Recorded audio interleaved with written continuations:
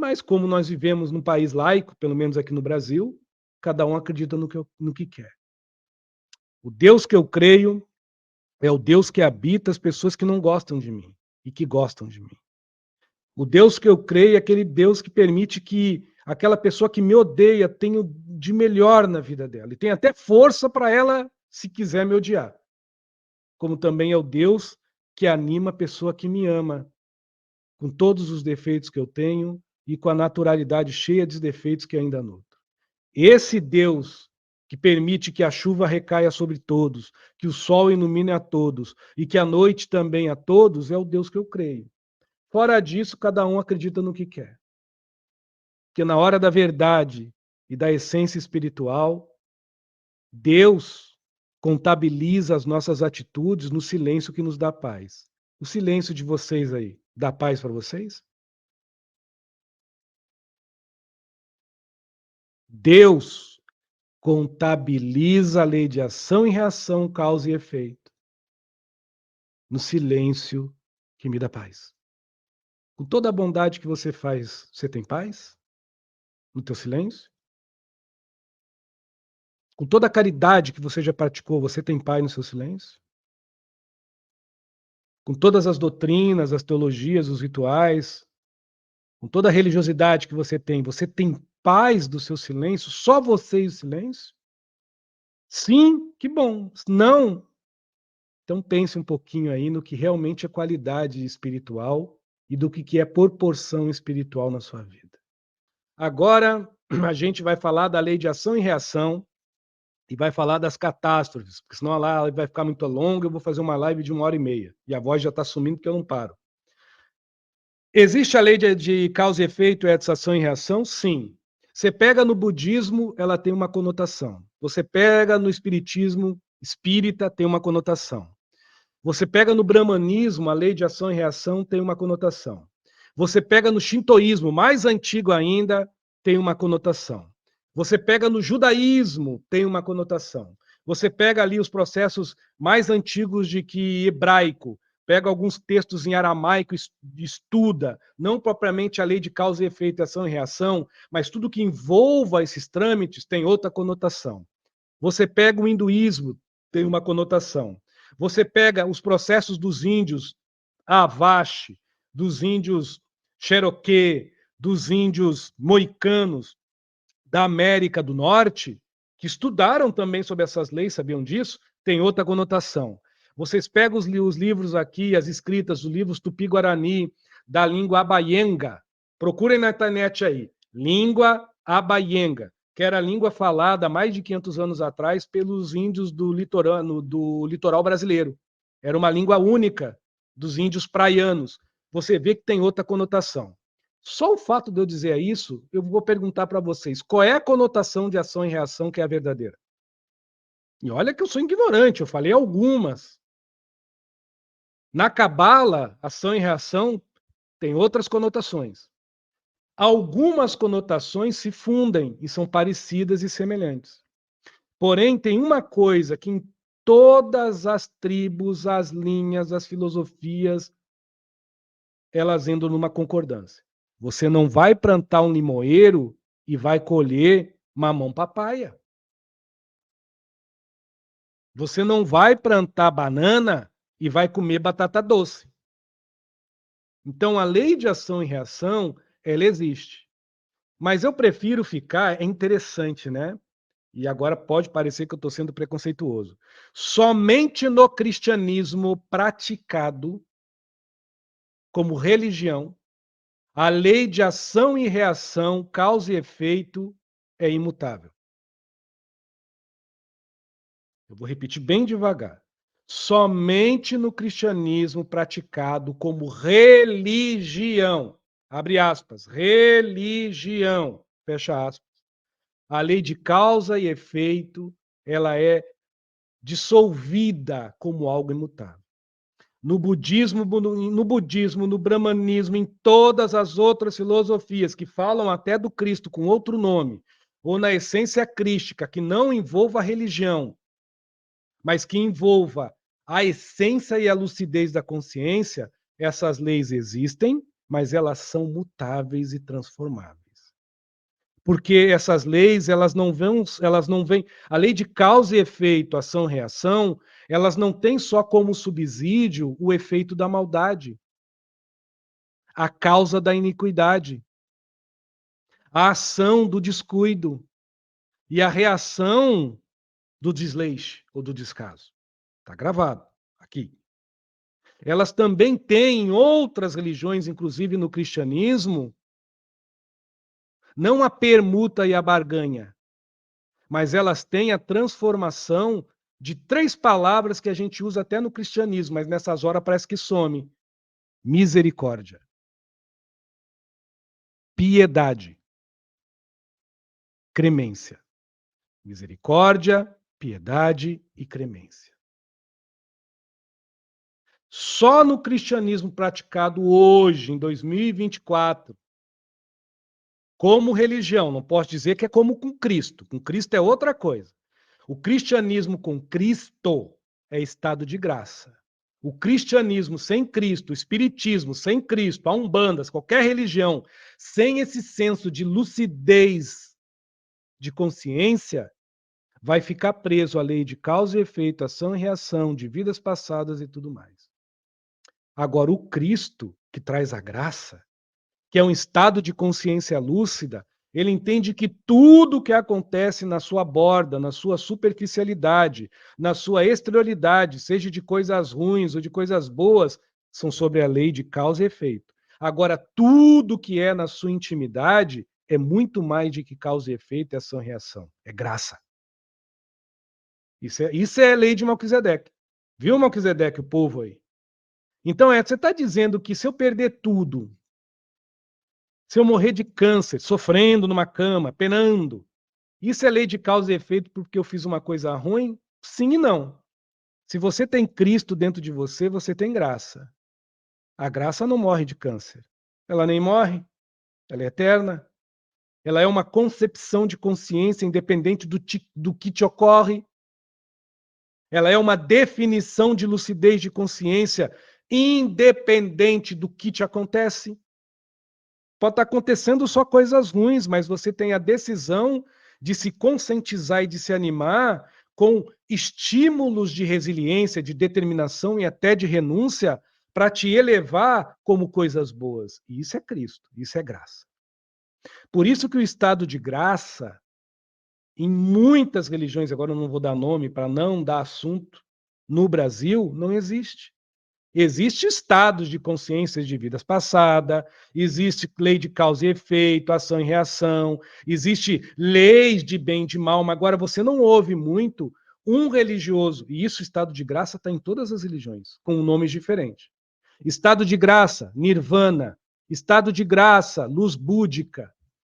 Estado de graça, Saravatã, os Tamoias, os Tupinambá. Estado de graça, do Espírito Santo, tudo é estado de graça. Luz interior, estado de graça. Esse estado de graça é um estado de consciência crística, que você pode adquirir depois de vivo no corpo ou ainda vivo no corpo físico. Você não precisa morrer para alcançar um arranhar desse estado de graça, que é uma concepção do que te anima como espírito. Este estado de graça, ele não é muito proferido aqui no Brasil porque ele não é religioso, ele é fraterno. E ele não é espírita, ele é um estado de espírito. E para alcançar o estado de graça, não é pelos teus feitos e pelos teus atos teatrais, fugindo do mal e fazendo bem. Não, ele é um estado de fato. Ele é um estado de natureza. Ele é um estado de esforço, não de força externa, mas de esforço interior para você ser lucitado por escolha do que é melhor nutrir e do que se faz mais sensato se manter. Isso é estado de graça. Tanto é que é no estado de graça que nasce a fé, é do estado de graça que nasce a misericórdia, é do estado de graça que nasce a piedade, é do estado de graça que nasce os sensos mais puros de compaixão, de empatia, de afeto.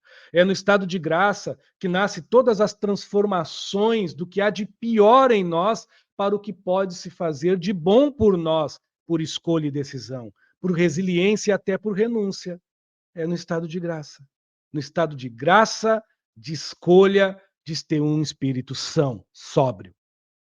Então, que fique registrado aqui, graças a Deus eu não tenho muitos seguidores, porque senão eu ia levar todo mundo para o inferno. Ai, deixando a brincadeira de lado, mas falando sério, eu não creio, no fundo de minha alma, que existe karma coletivo. Porque eu creio no estado de graça.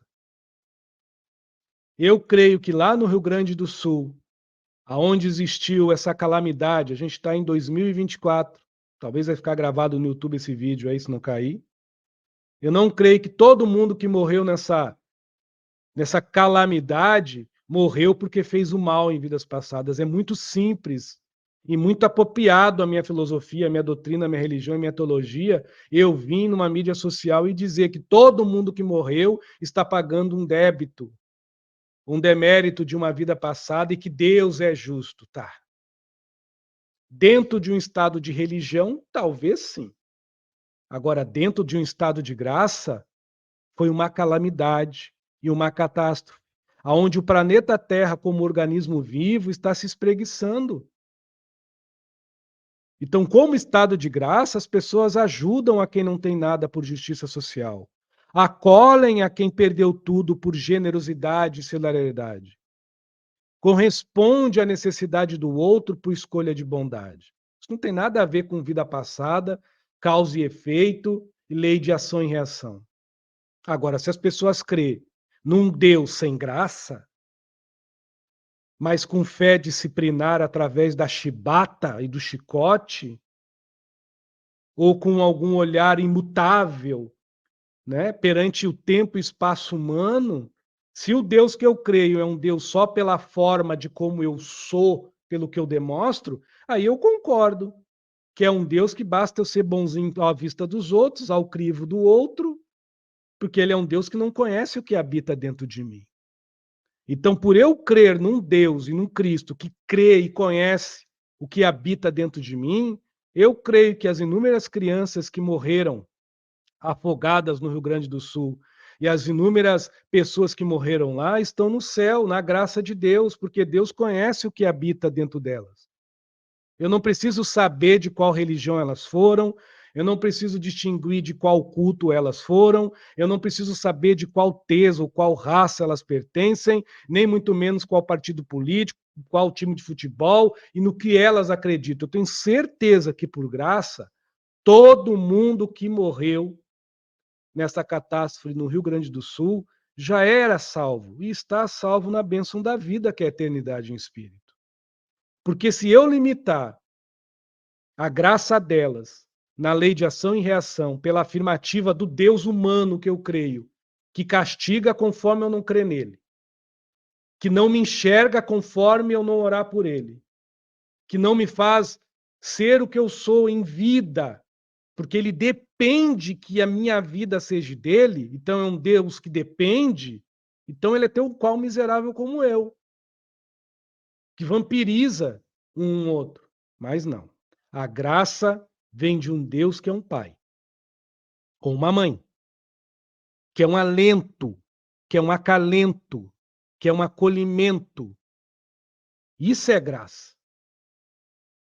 Isso é amor. Então eu, como espiritualista, que tenho uma voz só a mim e falo muito pouco, sei lá quem vai ouvir isso, tire da tua cabeça que o que aconteceu lá no Sul é castigo, porque não é. E também não é coisa de vida passada, não. Porque se Deus soma o que nós merecemos, soma pela nossa essência em espírito, não pela nossa essência como espírita, ou como umbandista, candombrecista ou evangélico, ou espiritualista. Se Deus somasse o que eu sou, ele soma eu perante a sua obra, pela sua essência e semelhança. Não pelo teatro das inúmeras vidas, eu que creio na vida após a morte, na reencarnação, não pelo teatro das inúmeras vidas que eu vim branco, preto, gay, lésbica, hétero, vim racista,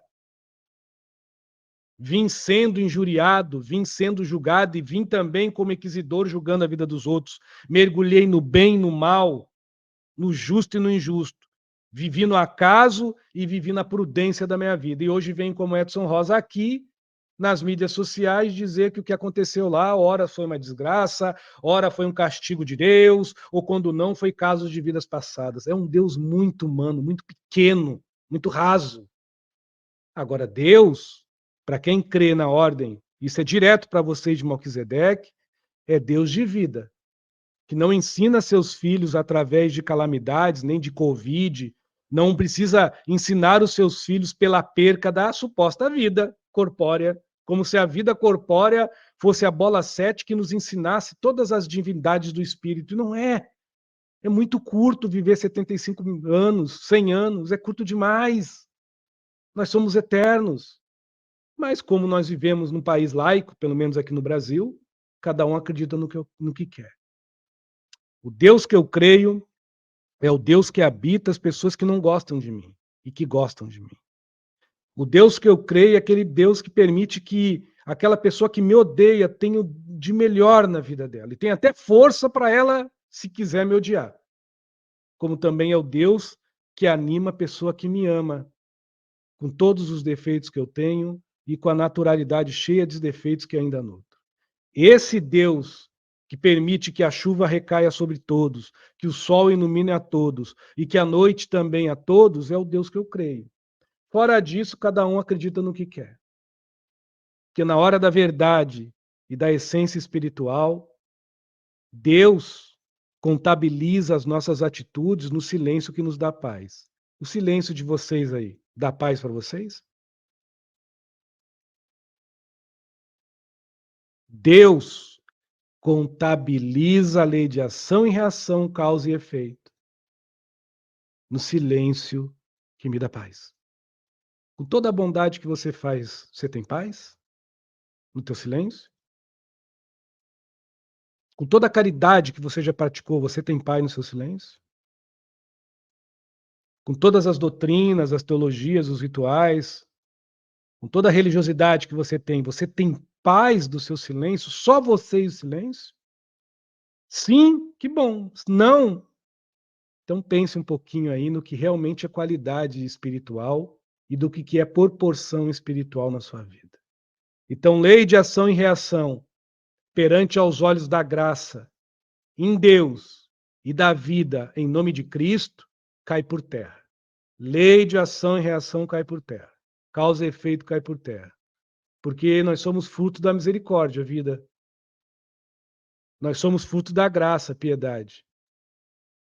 Mas para isso, para entender e conceber dentro de si, tem que ter amor.